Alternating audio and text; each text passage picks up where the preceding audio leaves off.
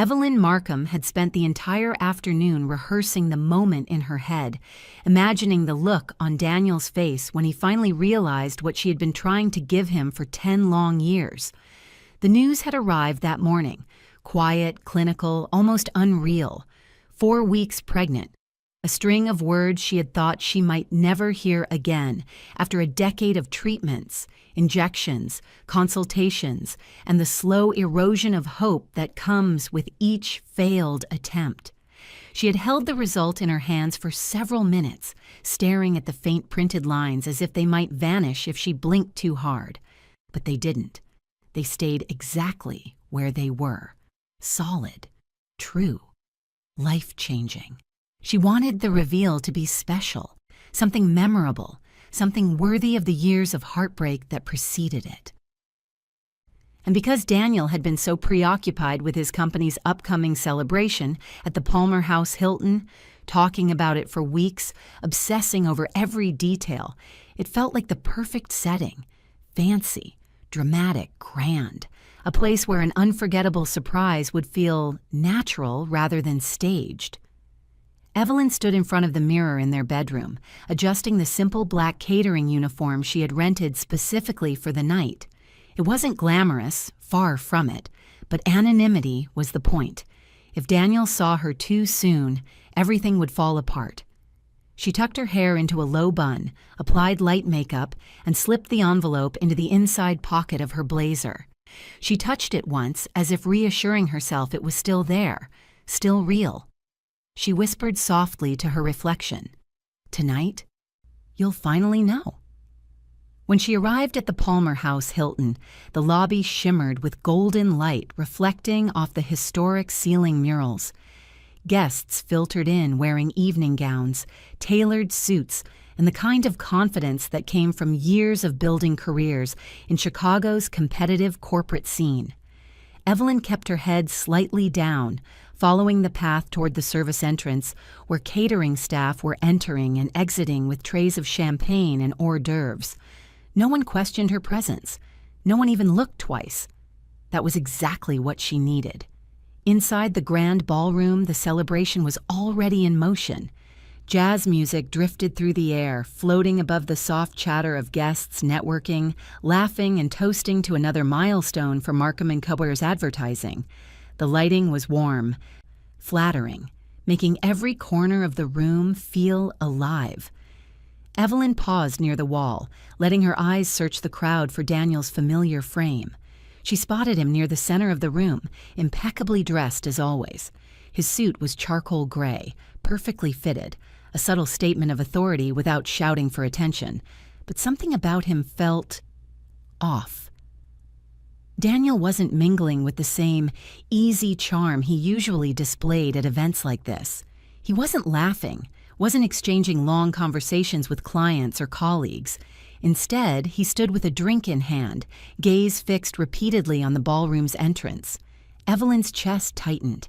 He looked tense, as if waiting for someone important, someone who wasn't her. His fingers drummed lightly against the glass, a habit he never displayed unless anxious. And every time a new guest stepped through the door, he straightened slightly, only to settle back with a faint expression of disappointment. She tried to brush off the unease. Daniel had been stressed lately. Work had been intense. His company was expanding, and he had been chasing a new partnership for months. Maybe he was expecting an investor, maybe a colleague. Maybe she was overthinking everything because she was nervous, emotional, hormonal. She wanted so badly for it to be nothing. Evelyn moved closer, weaving between servers as she lifted an empty tray to maintain the appearance of working. She needed to get close enough to place the envelope on Daniel's champagne tray, close enough for him to discover it naturally, without suspicion. Her heart beat with a mixture of excitement and doubt, but she pushed forward, determined to give him this moment. Daniel checked the entrance again. For the first time all evening, Evelyn's hope flickered.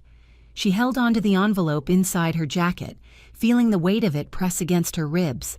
A promise, a miracle, something she had dreamed of for so long. She reminded herself that tonight was meant to be joyful, that this was supposed to be a memory they would cherish forever.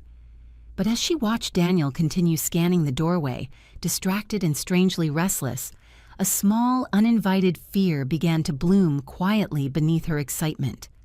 Hope and unease settled side by side in her chest, and Evelyn, still disguised, stepped deeper into the ballroom, toward the man she thought she knew. Evelyn was adjusting the champagne flutes on her tray when the ballroom doors opened again, letting in a rush of cooler hallway air. Several guests glanced toward the entrance, but it was Daniel's reaction that instantly froze her in place.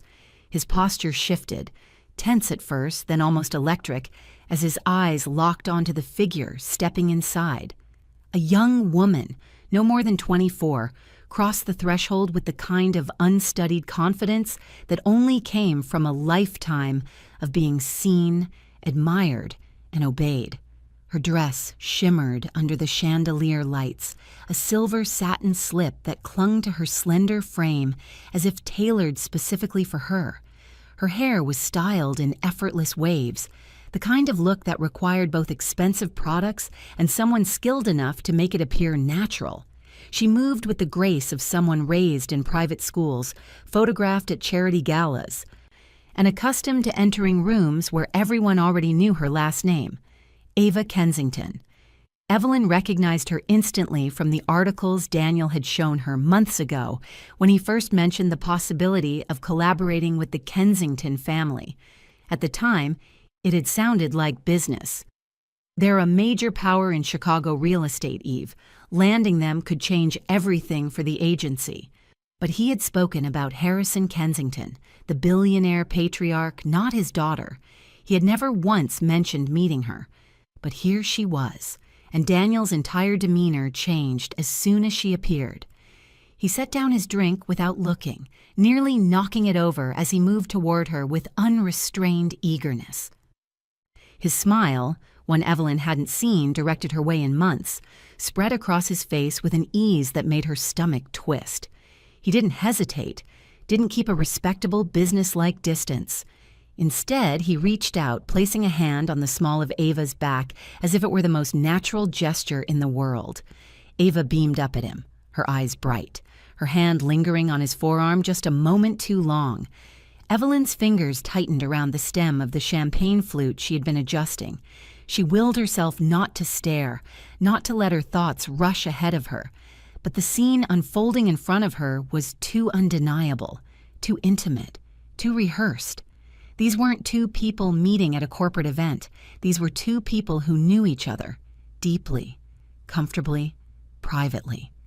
She forced her body to move, lifting her tray and stepping into the circulation of servers weaving through the crowd. She approached their side of the ballroom slowly, blending in with the other staff.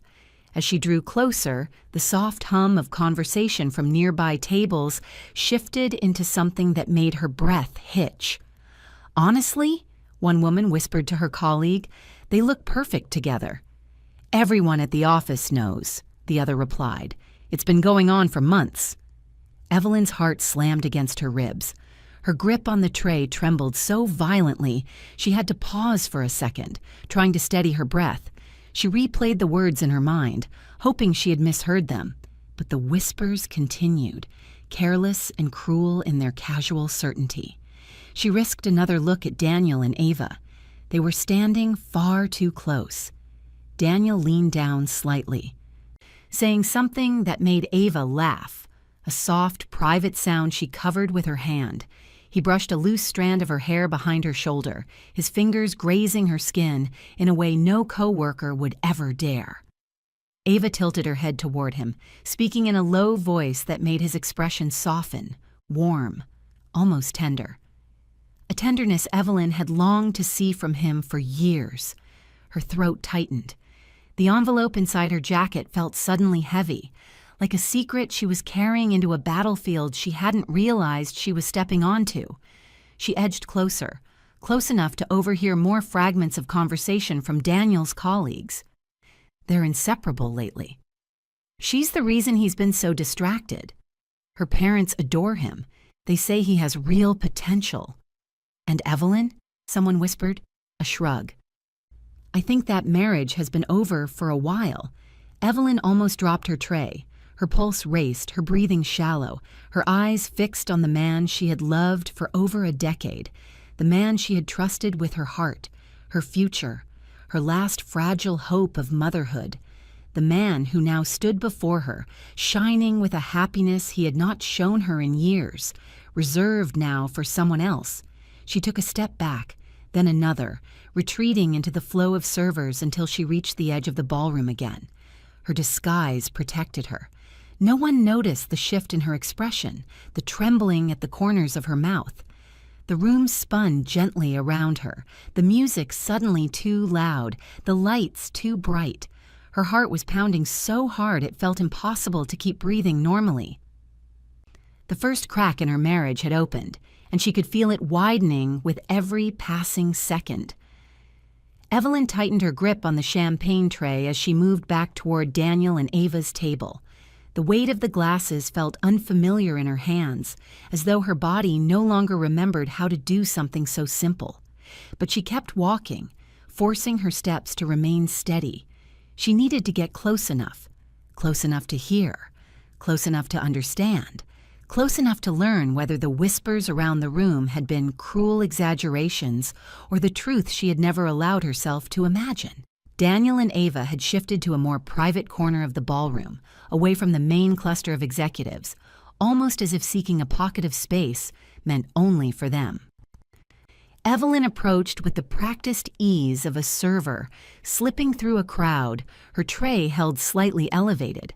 Their voices rose and dipped in soft waves, but as she neared the table, the words sharpened into devastating clarity. "I promise it won't be much longer," Daniel was saying, his tone low and reassuring. "The divorce papers are already being drafted. I'll be free soon." Free. The word hit Evelyn like a physical blow, something sharp and cold slicing cleanly through her ribcage. She stopped behind the table, just close enough to hear everything while remaining invisible in her uniform. Ava leaned in, her hand resting lightly on Daniel's wrist. "I trust you," she murmured. "But my parents are serious. They can't sign anything with you until it's official. You know how they are. They need the clean break." "I know," Daniel replied quickly. "I've told them I understand. They're right to protect their interests. And once everything is finalized, we can move forward with the partnership and everything else.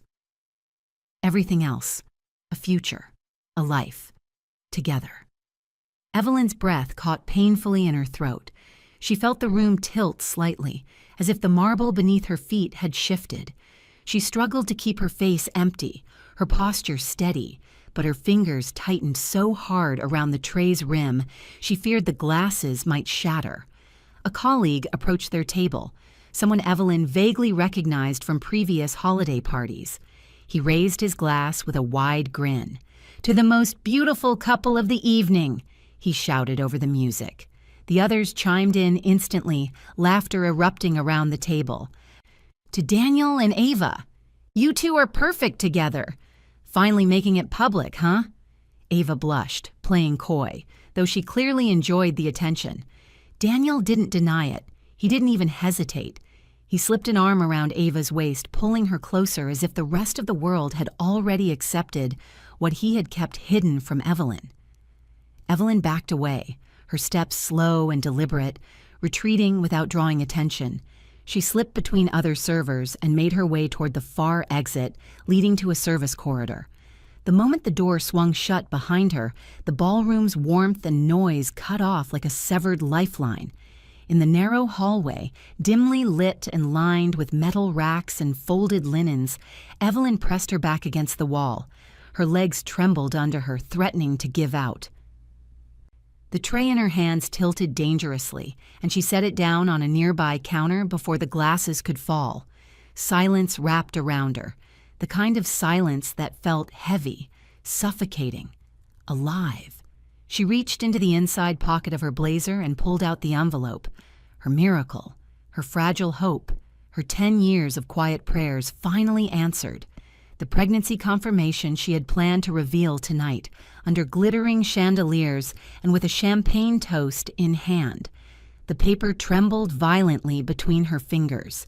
She stared at the printed lines, the medical codes, the faint outline of a beginning, something that was supposed to be shared with joy, with him. But now, staring at the truth of his betrayal, at the future he was already constructing with someone else, she felt the meaning of the paper twist painfully inside her chest. Her child would not be the celebration she imagined. Her marriage was already gone. Her hands rose to her mouth, muffling the soft sound that escaped her, a sound too small to be called a sob, but too broken to be silence. Tears pressed against her eyes, but she blinked them back, refusing to let them fall here, in a cold corridor where the walls smelled of detergent and metal. She thought of confronting him. She imagined stepping back into the ballroom, ripping the envelope open, demanding answers. But even in her shock, she understood something with chilling clarity. Daniel had already made his choice. He wasn't hesitating. He wasn't conflicted. He wasn't torn between two lives. He had already left her in every way that mattered. So Evelyn closed her eyes, folded the envelope slowly, and slid it back into her jacket. She chose silence. For now. Evelyn stayed in the service corridor until her breath evened out, the sting behind her eyes slowly fading. But the muffled hum of voices from the ballroom kept pulling her back. She wasn't ready to confront Daniel, not emotionally, not logically, but she needed to understand. She needed to know why he had drifted so far, why he was willing to throw away a decade of their lives, why he was risking everything with a woman nearly 12 years younger than him. So she straightened her uniform, wiped her palms against the fabric, and slipped quietly back toward the doorway, stopping just inside the threshold where the shadows of the hallway blended into the warm light of the ballroom. Hidden, unnoticed, she listened. A small cluster of Daniel's colleagues stood near the bar, speaking with the loose confidence of people who believed everyone around them was either a friend or too unimportant to matter. Evelyn recognized several faces: art directors, account managers, senior strategists. They were laughing and clinking glasses as they talked about Daniel and Ava with the kind of unfiltered ease that made her stomach twist. "Well, he's officially in," one man said, swirling his whiskey. "Landing the Kensingtons is the biggest move he's ever pulled, and dating the daughter certainly doesn't hurt." The group laughed. A woman replied, "Ava's dad practically owns half the Gold Coast. If Daniel plays this right, Markham & Co. could become the top boutique media firm in the city, maybe even bigger." "Exactly," another added. "Harrison Kensington isn't just real estate. He has connections everywhere: media, politics, philanthropy. And Victoria? Her modeling agency feeds half the national campaigns. If Daniel becomes family, the doors just open by default." Someone whistled. Talk about the ultimate shortcut. Evelyn's pulse slowed, not out of calm, but out of dawning comprehension. She had known Daniel was ambitious. She had known he dreamed of growing his agency beyond its modest success. But she had always assumed the ambition came from hard work, talent, determination. She had believed he wanted to build something with her at his side. But now, as she listened, that image shattered quietly. This wasn't about love. This wasn't about connection. Daniel was positioning himself. Another colleague chimed in, lowering his voice slightly. "Look, let's be honest. Ava Kensington isn't just some pretty girl he fell for. She's a ticket into the Kensington dynasty. Real power, real money, real influence. Being with her changes his entire status." "Her parents adore him," the first man said. "They think he's a rising star. Victoria's basically hand-feeding him contacts from her agency. They introduced him to half the donors at their last charity gala." "And her father," another added, "is ready to sign off on a joint media project, but only after the divorce. They're not going to tie their name to a married man with a messy personal life, especially one whose wife doesn't fit their circle." The remark landed like a punch. Her mind repeated the words mechanically. Doesn't fit their circle. Evelyn had never cared about circles, about wealth, about the kind of social power that moved quietly through Chicago's elite. She had built her life with Daniel on love, on effort, on shared survival through 10 years of fertility treatments. But to him, now, it was all irrelevant. She was irrelevant, a shortcut to high society. That was what he wanted. That was where he was going. And Ava Kensington, with her elegance, her youth, her billionaire father, and her mother who controlled a modeling empire, was his gateway. The realization washed over Evelyn slowly, painfully, settling not as shock, but as clarity. A clarity that burned. Daniel's distance, his coldness, his late nights, his sudden obsession with image, prestige, expansion. Everything now made sense. He wasn't drifting by accident. He was climbing deliberately, calculating each step. And she no longer fit anywhere in the future he envisioned. Her heartbreak did not explode. It deepened, quiet, heavy, unforgiving. She pressed a hand to her stomach, the faintest protective instinct rising within her.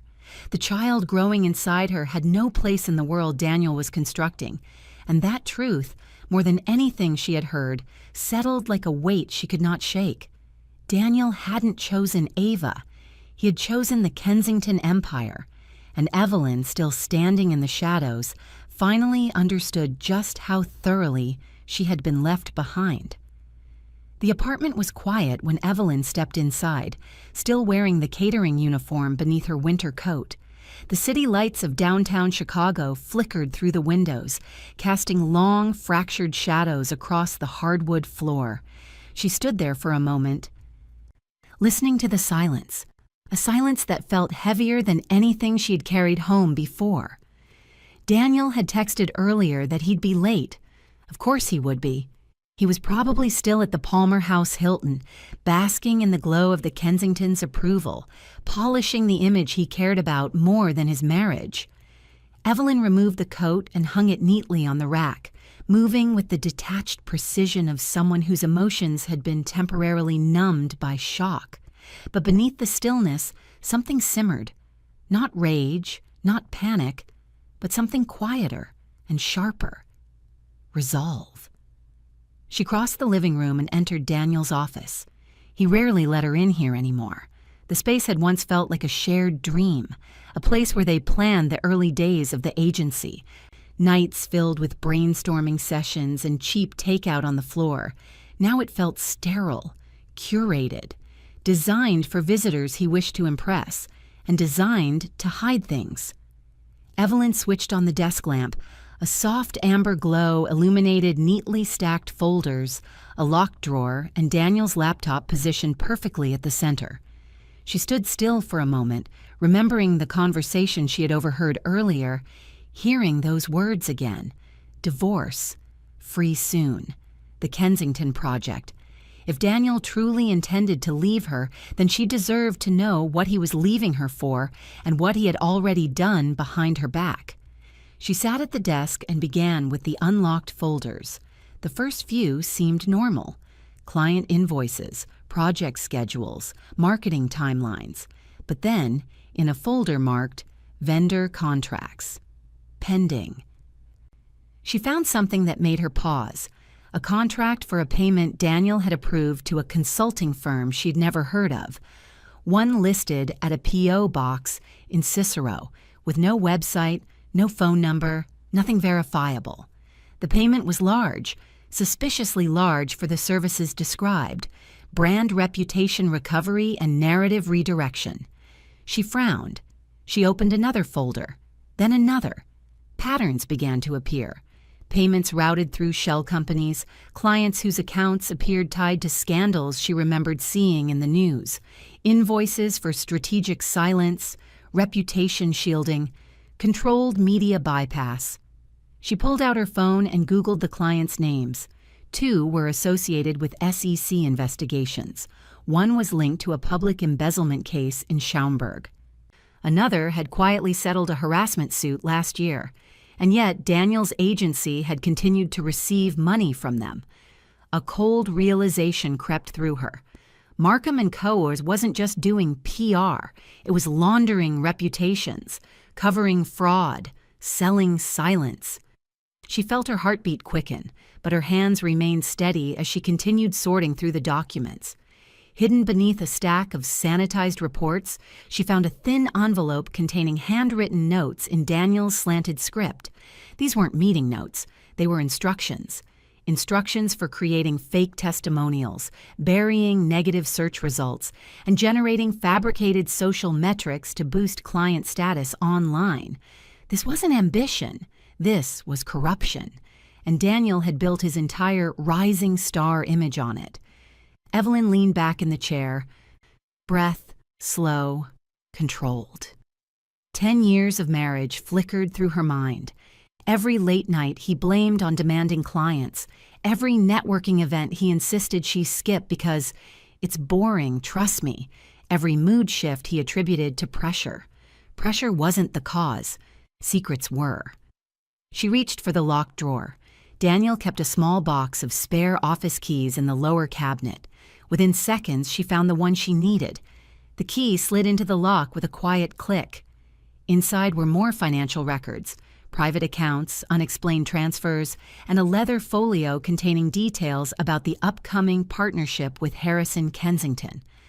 Pages of projections, notes about leveraging the Kensington name, and memos describing how the alliance would solidify the agency's place among elite Chicago circles. Evelyn's chest tightened. Daniel wasn't just trying to impress Ava.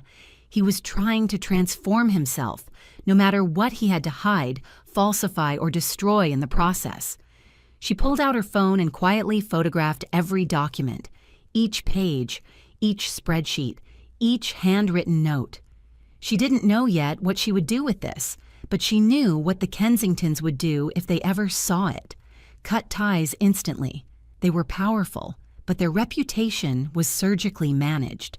They would never risk being connected to a man whose entire career was built on unethical deals. The thought didn't bring her joy. It didn't soothe the ache in her chest. But it gave her something she hadn't felt since the ballroom: control.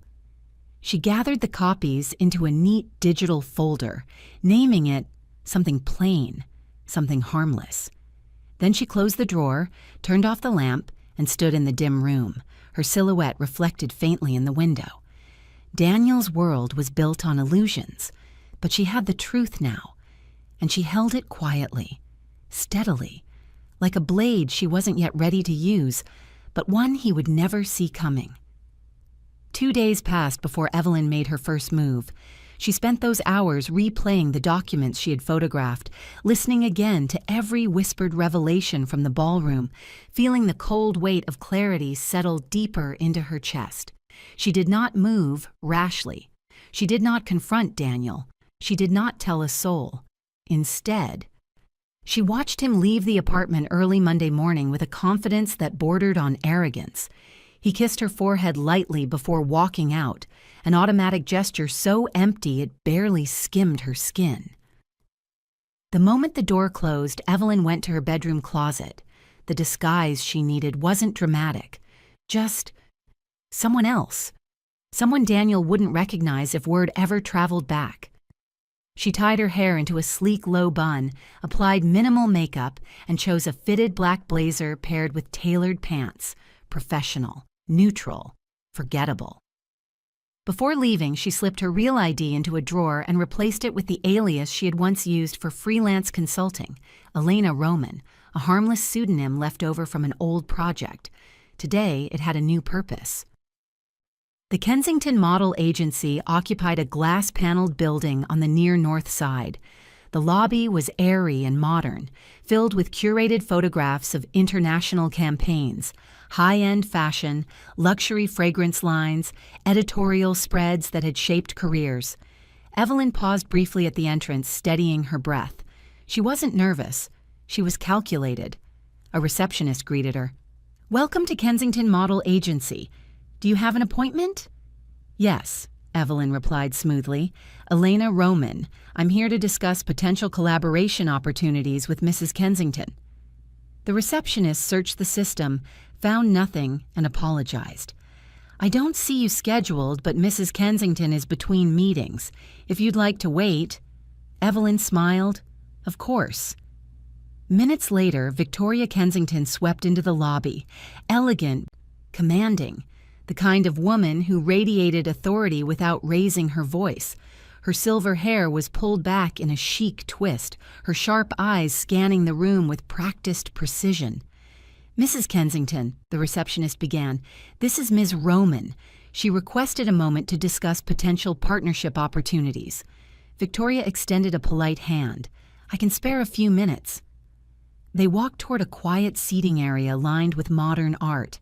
Evelyn sat opposite her, legs crossed, posture poised. She played the part with effortless subtlety. "So, Ms. Roman," Victoria began, "what kind of collaboration are you proposing?" Evelyn gave a soft, measured smile. "I consult for small production teams seeking to expand into influencer-focused campaigns. Several of my clients admire the Kensington brand for its reputation and integrity." Victoria's eyes warmed slightly. Flattery used sparingly always worked. "And?" she prompted. Evelyn lowered her gaze thoughtfully, as if weighing what she should say. "Before we approach anything formal, I always believe in due diligence, especially in Chicago's advertising scene." She paused. "Not every agency operates with the same ethical backbone as yours." Victoria tilted her head, intrigued. "Is that so?"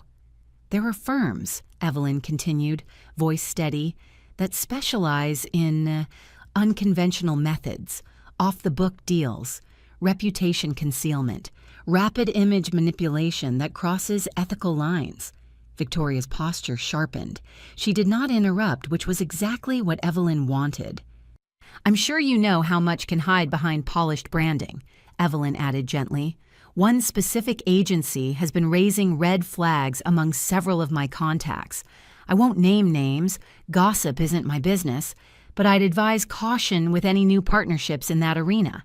Chicago's elite can suffer when aligned with the wrong people." Victoria was silent for a moment, studying Evelyn with a strategist's gaze. "You're being deliberately vague." "I am," Evelyn admitted, "because I don't want to overstep. Only, I've seen talented organizations damaged by connections they trusted too quickly." A subtle shift crossed Victoria's expression, barely visible, but unmistakable. Suspicion had entered the room. Evelyn had accomplished what she came for. "That's all I wanted to offer," Evelyn said, rising. "Just perspective." Victoria stood as well. "Ms. Roman, if you learn anything more specific, my door is open." Evelyn gave a polite smile. "Of course, and thank you for your time." She exited the Kensington building as quietly as she had arrived. The cold Chicago wind swept across her face, but she barely felt it. She walked with an even, controlled pace. No triumph, no fear, only focus. Behind her, the first seed of doubt had been planted, a small, quiet ripple in the Kensington world, and Daniel Markham had no idea it had begun.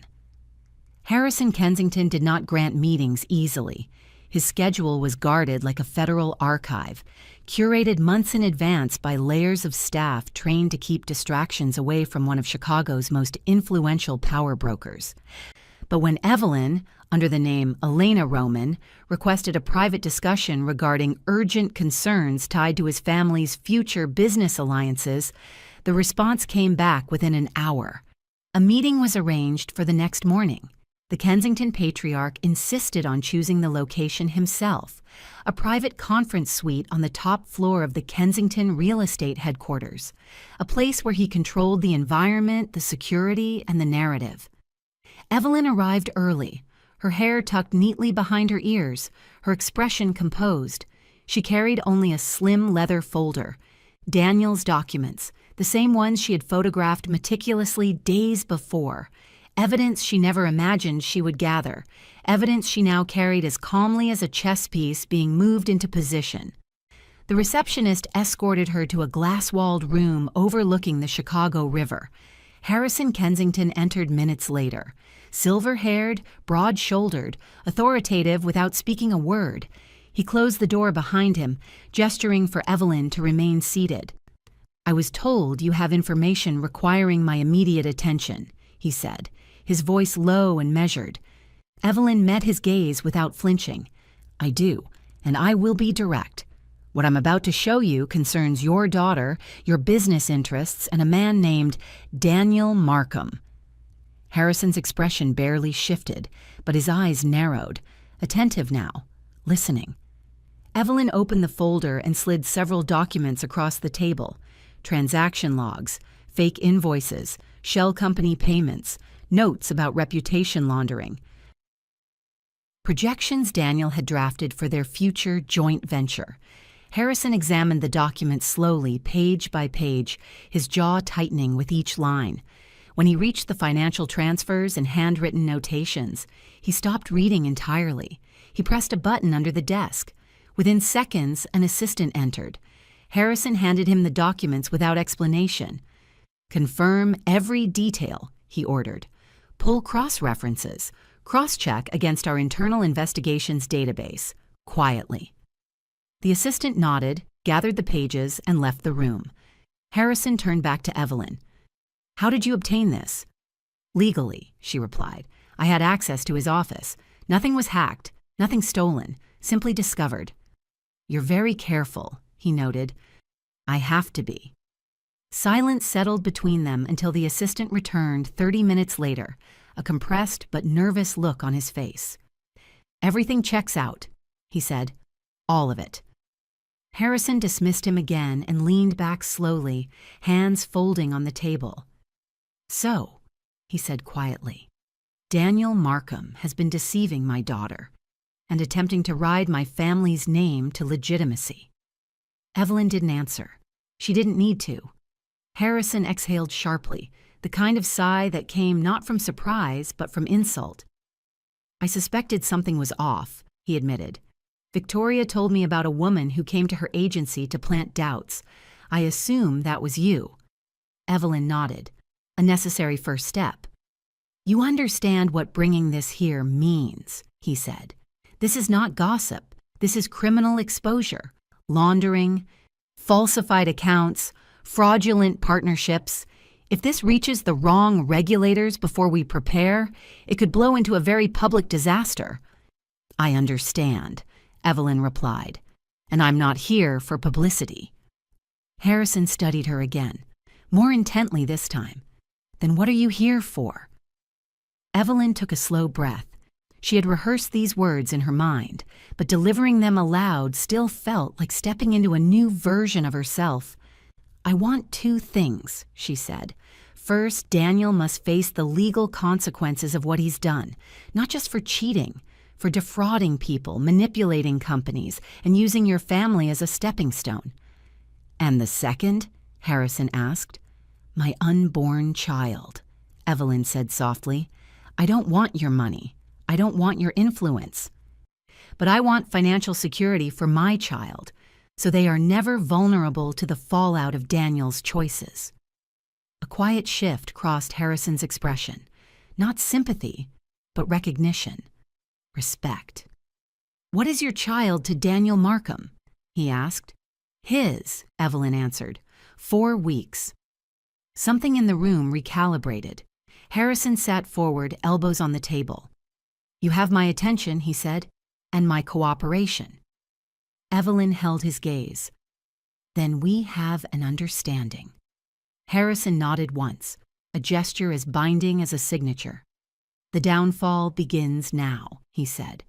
"Control the timing, control the truth, control the damage, and I will ensure your child is protected."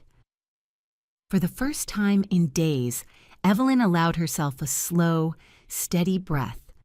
The alliance had been formed, and Daniel Markham's world had just begun to crack. The storm didn't arrive gradually. It hit Daniel's agency like a silent detonation. 3 days after Evelyn's meeting with Harrison Kensington, Daniel walked into Markham & Co. expecting a normal morning. Coffee, staff updates, the familiar chatter of account managers preparing pitches. Instead, he stepped into an office thick with attention so sharp it felt physical. Two suited agents from the IRS Criminal Investigation Division were waiting in the lobby. Another pair from the Illinois Department of Revenue stood by the conference room, badges visible, expressions unreadable. His employees hovered anxiously near their desks, whispering in tight clusters, eyes darting toward him. "Mr. Markham," one agent said, stepping forward, "we're here regarding several discrepancies in your reported income, client accounts, and vendor contracts. We'll need full access to your financial records." Daniel froze. My records?" he stammered. There must be some mistake. But the agents were already producing documentation, audit warrants, summons for financial disclosure, requests for immediate access to bank account histories. No mistakes, not today.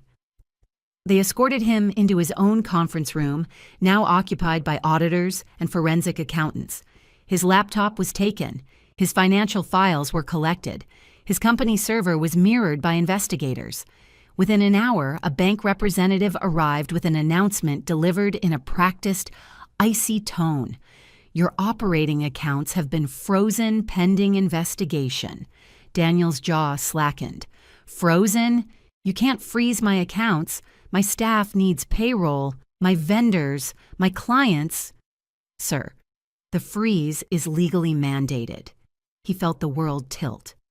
Outside the glass walls of the conference room, his employees watched, some whispering, others avoiding eye contact. Panic rippled silently through the office. By noon, news had spread through Chicago's advertising circles like wildfire. Whispers, rumors, speculation. Markham and Coburn is under investigation. IRS agents were on site. They found something big. Clients should get out before they're dragged into a scandal. And clients did just that. By the end of the day, 7 major accounts had sent termination notices. More emails arrived overnight, concerns about the reputational implications of staying with his firm. Daniel woke up to an inbox full of dissolving partnerships, panicked questions from his staff, and a message from his landlord reminding him that corporate leases cannot remain unpaid. Still, he had no idea how this had started. No clue that the catalyst had been planted quietly by someone who had once trusted him with every piece of her life. He tried to call Ava. She didn't answer. When he texted, the dots appeared, then vanished. Minutes later, she finally responded, "My parents want me to take some distance for now. There's too much happening around you. They're telling me to wait until they sort things out." Distance. That one word cleaved through Daniel harder than the audits. Ava's parents, the Kensingtons. Were they behind this? Had they discovered something? Were they testing him? Rejecting him? He tried calling again, but the call went straight to voicemail. He drove to the Kensington estate, hoping to find Ava, hoping for some reassurance, some clarity. Security refused to let him in. The guard lifted a hand, firm but polite. "Mr. Kensington isn't taking unscheduled visitors." "Please," Daniel insisted. "I need to talk to Ava. There's been a misunderstanding. I'm dealing with an audit." "I'm aware," the guard interrupted, "and Mr. Kensington said to direct you to your attorney." Daniel's stomach dropped. Harrison Kensington knew. He knew. And if Harrison knew, then Ava knew. Victoria knew. The entire Kensington circle knew, which meant his future, his partnership, his social elevation, his meticulously constructed image, was collapsing faster than he could grasp it. He drove back to the office in a panic, but when he arrived, half the staff had already left. His senior financial manager quit with a single email. His PR coordinator resigned on the spot. Someone had posted anonymously on a business forum about the federal presence at Markham and Cupworth. Within the hour, it trended. By late afternoon, Daniel's desperation reached a fevered pitch. He stood alone in his dim office, staring at the closed blinds, phone in hand, breathing like a man drowning. His agency, his symbol of ambition, was sinking in real time. He answered call after call from lawyers, accountants, vendors demanding payment, panicked employees asking if they still had jobs. He could give them no answers. Not one. By the time the city lights flickered on across Chicago, Daniel sat at his desk in a cold sweat, mind spiraling, hands shaking. Every pathway ahead narrowed into darkness. Every call from a client ended in severed partnership. Every legal voicemail sounded like a death sentence. He didn't know who had orchestrated the storm. He didn't yet realize the tempest had begun the night he betrayed the wrong woman, and that the quiet force dismantling his world was standing calmly on the outside, watching everything fall exactly as it needed to. The summons arrived on a cold Wednesday morning, delivered not by mail but by 2 federal agents at Daniel's apartment door. Evelyn watched from the hallway mirror as he opened it, confusion twisting into panic the moment they introduced themselves.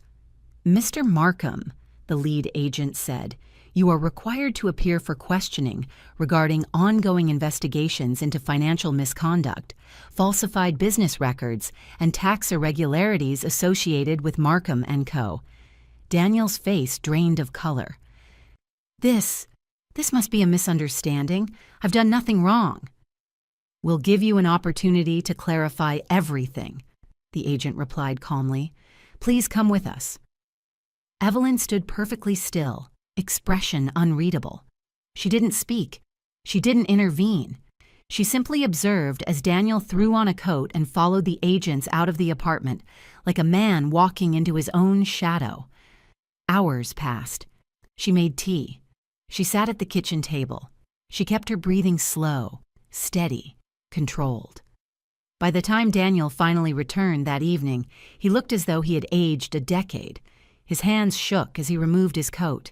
He didn't even look at her at first, just paced the living room in wild, jagged lines. "Someone set me up," he whispered finally. "Someone close. Someone who knows everything about the company." Evelyn lifted her eyes from her tea, but remained silent. Daniel sank onto the couch, fingers buried in his hair. "They had documents, Evelyn.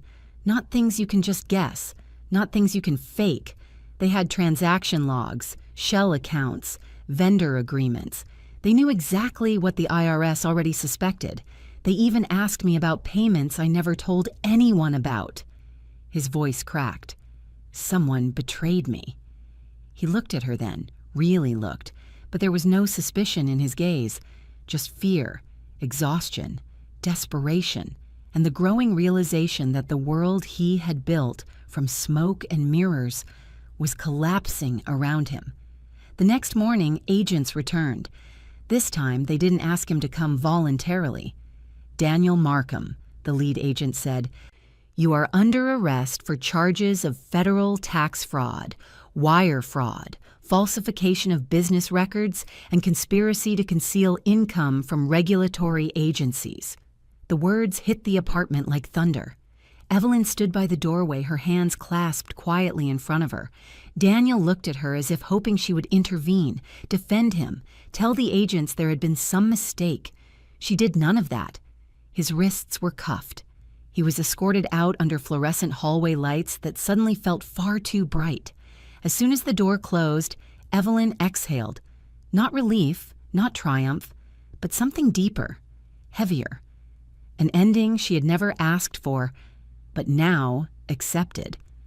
That afternoon, her phone buzzed. A text from Harrison Kensington. "Charges confirmed.